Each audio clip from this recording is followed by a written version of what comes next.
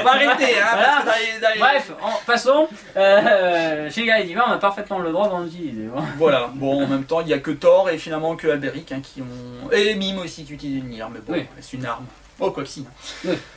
Donc voilà, cet Alberic utilise une épée forgée, et devinez comment s'appelle la technique de cette épée, le Hono no Ken, Voilà, on y revient. du Ulr du film. Donc on retrouve effectivement, donc pareil de petite taille.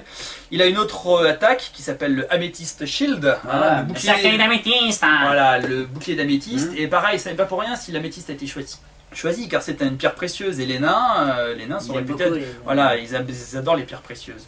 Donc, analogie entre Alberic et le royaume des nains. L'autre dit non, ça peut être aussi un elfe, certes. Mais alors, un elfe, les elfes, il y a les elfes blancs, les elfes lumineux dans le monde, je vous expliquais hein, avec Yggdrasil, si vous avez suivi. Et il y a les elfes noirs, les elfes sombres, qui eux sont des elfes un peu moins recommandables, on va dire. Ouais, bah, Hein. ça paraît évident. Et Alberic, l'armure d'Alberic, hein, son armure là, qu'on peut voir voilà, actuellement, Voilà. pourrait représenter un elfe noir. Un elfe noir. Pourquoi? Parce que déjà il est de petite taille, on le voit dans un tronc d'arbre, et puis surtout on voit au même temps qu'il est bourré de cristaux, donc référence peut-être aux nains ou encore aux elfes, qui sont d'habiles forgerons, et également on voit des têtes de mort. Hein, Ouais, la mort. D'ailleurs on voit une tête de mort qui porte le casque également, et d'autres. Donc peut-être analogie à la mort. Il y en a qui disent aussi que certains disent que ça pourrait être un démon qui pourrait venir du Niflheim. Moi je pense plutôt que ça pourrait être une armure qui pourrait représenter un nain ou un elfe, donc un elfe noir hein, ou un nain, voilà, et qui aurait mal tourné. D'ailleurs elle correspond tout à fait à Alberic. Hein. Alors Alberic c'est un salaud fini parce que là on le voit dans le combat contre Marine, il utilise une espèce d'acide, il fait de la ruse, il fait du chantage. Il a tous les défauts sauf la connerie, hein, parce que il a bien compris quelle était la situation, il veut en tirer avantage, il veut prendre la place d'Hilda pour voilà, et il veut se débarrasser de ses adversaires, notamment Siegfried. Alors il peut pas saquer Siegfried. Hein. Ouais, parce que c'est le vertueux par excellence, voilà, le petit chouchou, voilà, et tout ça. Bon, voilà aussi, donc et il y arrive presque, hein, mine de rien. À ça. Donc Alberic, je ne sais pas si je l'avais dit, le rapport aussi qu'on peut faire, l'analogie qu'on peut faire avec les elfes, c'est sa troisième technique, hein, une dévastatrice qu'il utilise contre Yoga et contre Shiryu, qui est le Nature Unity, l'unité de la nature. Et ça, effectivement, on disait que l'esprit des elfes, les elfes étaient les seuls à pouvoir appréhender la nature de manière aussi profonde, à communier avec elle de manière aussi significative. Ouais. Et ce qui est très rigolo d'ailleurs, les scénaristes ont, je trouve là, fait un petit aparté absolument excellent où on voit Alberic qui parle de son ancêtre lorsqu'il est confronté à Shiryu. N'es-tu pas le disciple du maître des 5 pics? Alors Shiryu, quoi, un gars d'Asgard qui connaît mon maître? Oui, parce qu'effectivement on apprend que l'ancêtre d'Alberic, le 13e du nom, hein, a affronté jadis Doko de la Balance, qui n'était autre que le maître ça a plus de 240 ans, hein, puisque... On va vous répéter, mais Doko est l'un des seuls à avoir vécu aussi longtemps, on sait pourquoi. Et effectivement, on voit Alberic 13e du nom en train de faire le Nature Unity face à Doko. Et Doko ça lui a sauvé la vie hein, sur le moment, parce que c'est une technique assez redoutable. Hein. Il a compris qu'il fallait surtout pas lutter et se mettre en communion, encore plus en communion avec la nature. Pour voir que tu menaces pas, que tu voilà, pas, et voilà, face après au désarroi d'Alberic 13e du nom qui dit quoi, ça marche pas, il lui en balance un petit Rosan Shoryuha et qui met tout le monde d'accord. Donc Alberic en plus, date pourri, se prend un malin plaisir à vouloir humilier Shiryu, hein, tout ça, mais il n'y arrivera pas puisque Shiryu est le digne disciple de son maître. Il y arrivera.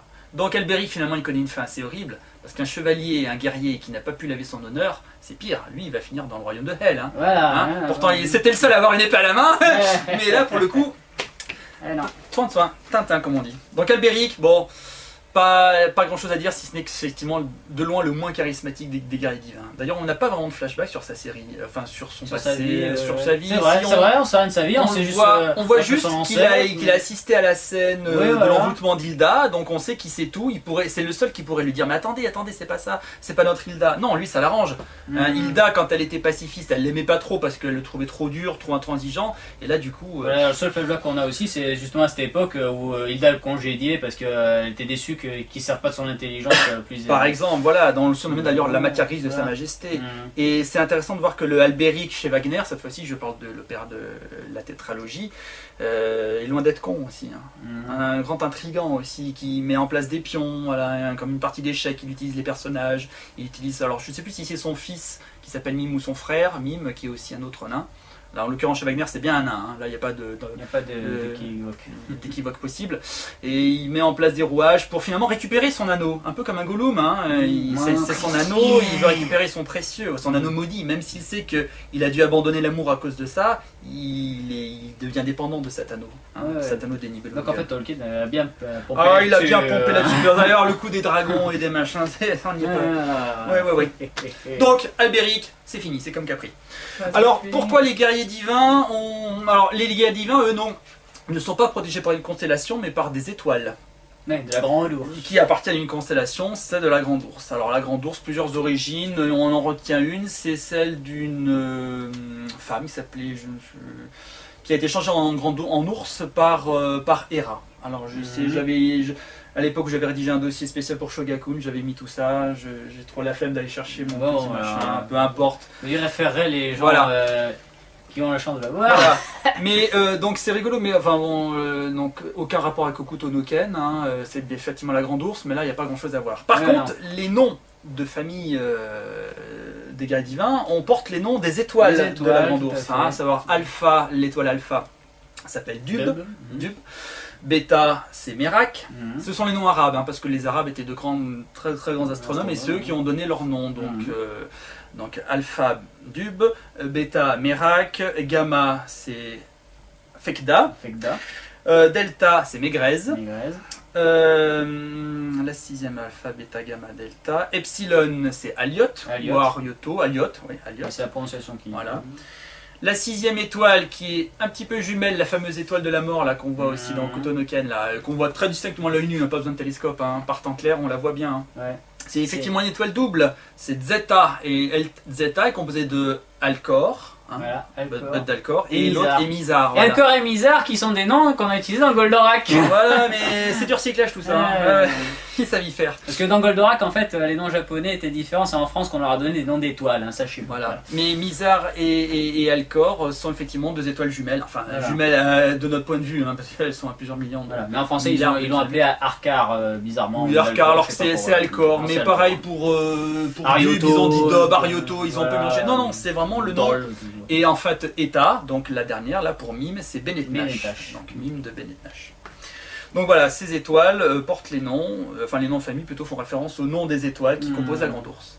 Et également, c'est pas anodin non plus, excusez-moi, pour avoir utilisé anodin, quand on suit la trajectoire entre Bêta et Alpha, on voit que ça nous mène directement vers l'étoile polaire, la Polaris, hein, qui est d'ailleurs qui nous montre le nord. Si vous cherchez le nord et que vous repérez la Grande Ourse, par ciel dégagé, vous verrez environ 5-6 fois la distance entre Alpha et Bêta, vous verrez une petite étoile qui brille pas plus que ça, hein, mais qui est l'étoile polaire qui a donné Hilda de Polaris. Donc effectivement, Polaris entouré par ces 7 guerriers divins qui forment la constellation de la Grande Ourse, c'était rêvé, hein, pour le scénario, c'est bien. D'ailleurs, quand on y regarde bien le blason de Hilda de Polaris, on voit la Grande Ourse et puis on voit sa petite étoile au-dessus. Voilà.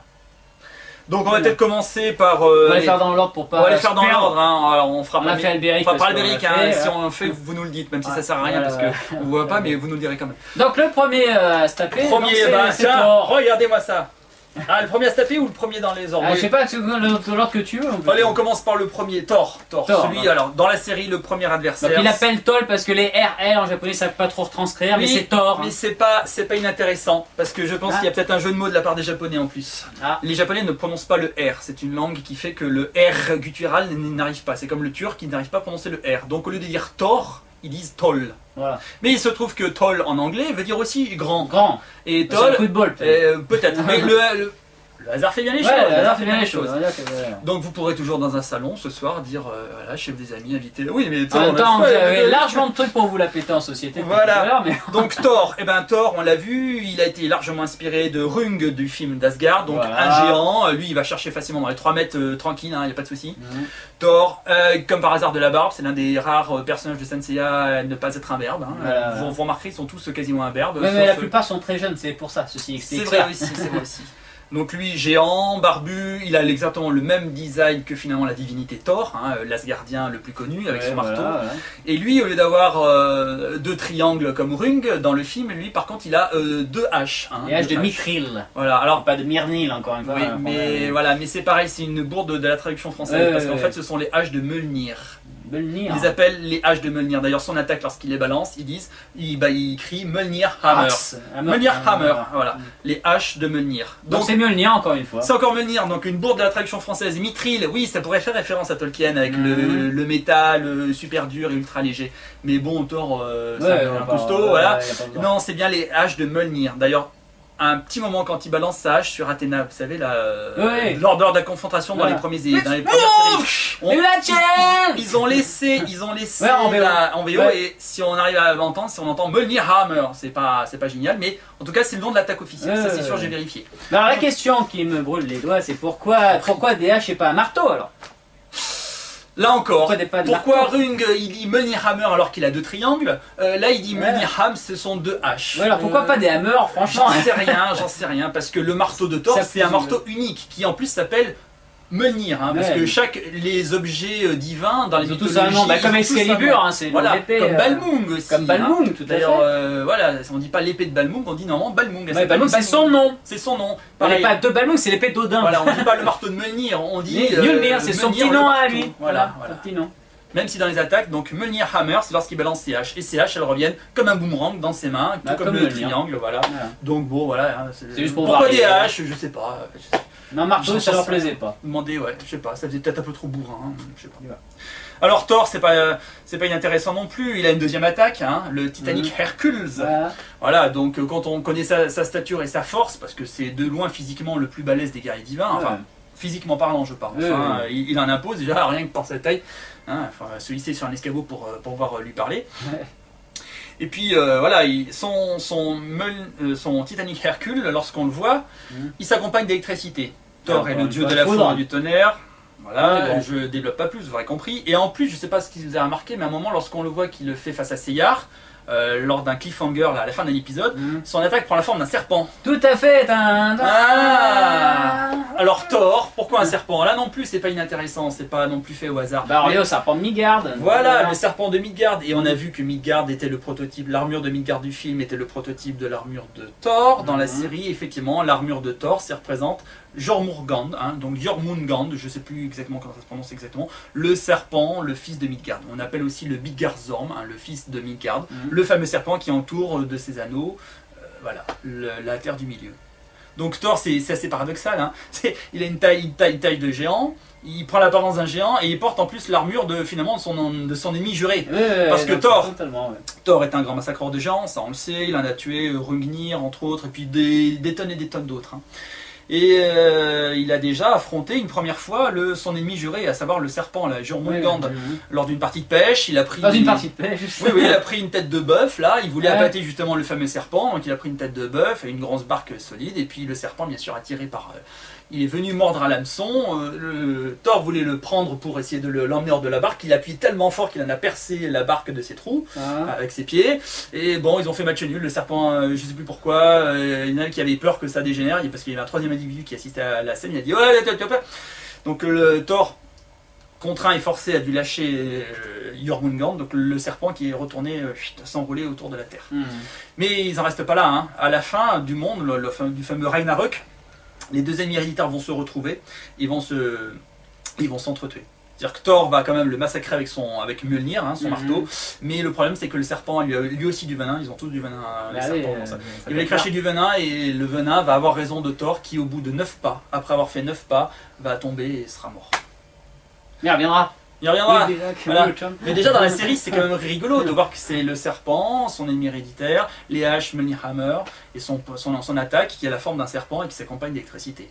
Là, pareil, on peut pas dire que les scénaristes n'ont pas quand même gambergé dans leur tête. Non, on peut dire que pour une fois, les scénaristes des hors manga, ils ont fait du bon boulot, ce qu'ils ne font plus maintenant de nos jours. Excellent boulot. En plus, Thor, c'est ça qui est. Alors, au niveau psychologique, c'est pareil, c'est pas non plus intéressant. Thor, on voit dans son passé, c'était pas un guerrier à l'origine, c'était un braconnier là, qui allait chasser les terres et une sorte de Robin des Bois qui allait chasser sur les terres de la princesse pour aller nourrir les petites gens.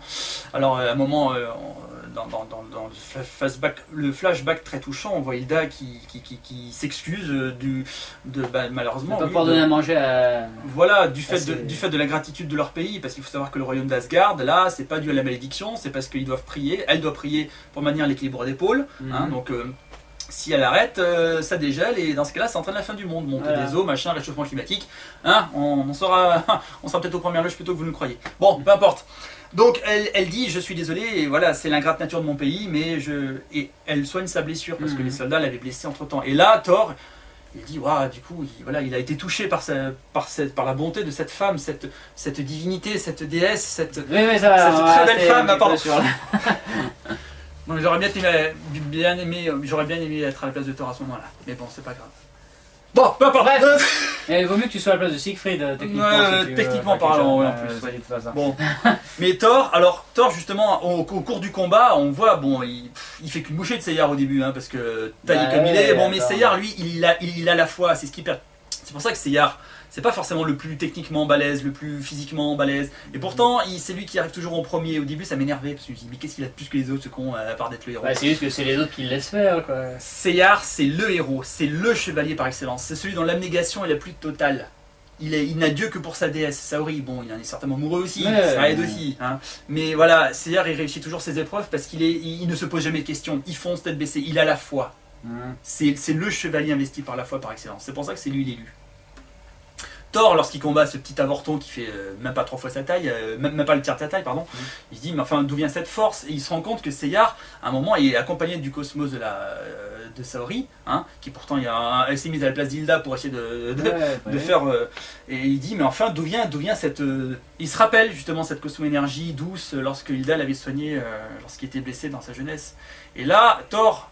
Le Thor de la mythologie qui lui est toujours à fond, il se pose jamais de questions. Thor, il massacre les géants parce qu'on lui dit que les géants c'était pas nos amis, donc il y va. Là, le Thor de la série, il est confronté au doute. Il se dit zut, et c'est d'ailleurs ce qui lui fait perdre le combat finalement. Et on se rend compte que c'est souvent ça d'ailleurs dans Saint Seiya. C'est pas une question de technique ou de robustesse, c'est une question de foi. De foi dans ce qu'on a. Et là, dès que Thor a perdu la foi, ben, crac, par hasard, c'est lui qui perd. Et puis comme je dis toujours, Saint Seiya, c'est pas manichéen. Il n'y a pas les gentils et les méchants, il y a ceux qui savent la vérité et ceux qui croient la savoir. Alors c'est vrai que Thor, c'est une brute. Au début, on le voit, là, il est content de faire du mal. Bon, en même temps, un peu d'exercice, ça lui fait du bien, quoi. Bon, mais à la fin, on a pitié pour lui parce qu'il meurt, il se rend compte que finalement, il confie finalement la vie d'Hilda, hein, sa protectrice, sa princesse, à son pire ennemi, quoi. Donc il meurt, bon, il laisse son saphir, et voilà, donc une page est tournée, et c'est vrai que ça fait déjà un petit moment d'émotion. Ouais, il y a beaucoup d'émotions dans Asgard. Voilà, d'ailleurs, ils sont tous trompés. Voilà, l'épisode d'ailleurs où on voit la mort de Thor, ça s'appelle Les larmes du géant, un truc comme ça, c'est une belle phrase, on s'imagine pas un géant verser des larmes, et pourtant Thor, si. Donc au niveau psychologie, Thor... Alors le suivant c'est Fenrir. Fenrir ou Fenrir, un peu importe. Bon. Alors Fenrir, voilà, Fenrir donc qui lui est le guerrier divin de Epsilon. Donc Fenrir d'Aliot, hein, le nom d'étoile. Alors lui pareil, hein, on peut s'intéresser au personnage de la série. Lui il a pas eu de bol, hein. Ses parents ont été massacrés lors d'une partie de chasse, ses amis, les pseudo-amis se sont barrés et il était attaqué par un ours. Et bon, bah dans sa jeunesse, les loups sont venus l'aider. Donc en fait, du coup, c'est les loups qui sont devenus sa famille. Ses seuls amis ont été les loups. Et en plus, on voit bien sur son ceinturon et dans les armoiries de sa famille. Parce que l'emblème héraldique. Voilà, l'héraldique, on voit 2 loups. Et d'ailleurs, lorsqu'on voit Fenrir qui est réveillé par Hilda, mets ton armure, machin, on voit un loup avec 2 têtes. C'est vrai, exact. Oui, un loup avec 2 têtes, alors que Fenrir, il n'en a qu'une. Alors l'armure que porte Fenrir, c'est le loup Fenrir, hein, le loup, donc un des 3 fils monstrueux que Loki a eu. Celui qui fout la merde dans Ragnarok. Voilà, celui qui va bouffer la terre, il va tout massacrer. Alors il y a un loup, mais en même temps un loup avec 2 têtes ou 2 loups. Alors on se dit tiens, c'est pas là non plus. Les scénaristes n'ont pas tout fait. Ils n'ont pas fumé. Ils n'ont pas fumé. Je vais vous raconter pourquoi. Alors le Fenrir de la série, on y revient, il est devenu extrêmement misanthrope, hein, et d'ailleurs ça peut se comprendre, hein, quand on voit la vie affreuse qu'il a dû endurer dans les contrées glacées d'Asgard, c'est assez terrible. Donc Shiryu, ce qui est son adversaire, hein, lui fait comprendre que pareil, au niveau de la foi, Shiryu aussi a été un orphelin, il a été abandonné, et on lui a pas demandé son avis, hein, il est parti s'entraîner en Chine, bon, il est tombé sur un maître assez cool, mais ça quand même, c'était pas cool quand même. Puis il a quand même dû sacrifier sa vue. Exactement. Donc pareil, c'est la justesse de la foi qui fait que c'est Shiryu qui l'emporte d'un chouïa, parce que techniquement, Fenrir il triche un peu, parce qu'en fait il lui balance une avalanche sur la gueule, quoi. Oui, donc, en fait il n'y arrivait pas, quoi. Parce que Fenrir il est quand même vachement balèze. Hein. Voilà, Fenrir, le Rosan Shurya ne lui fait absolument rien, hein, même pas la première fois, quoi. Non, rien à foutre. Voilà, et puis lui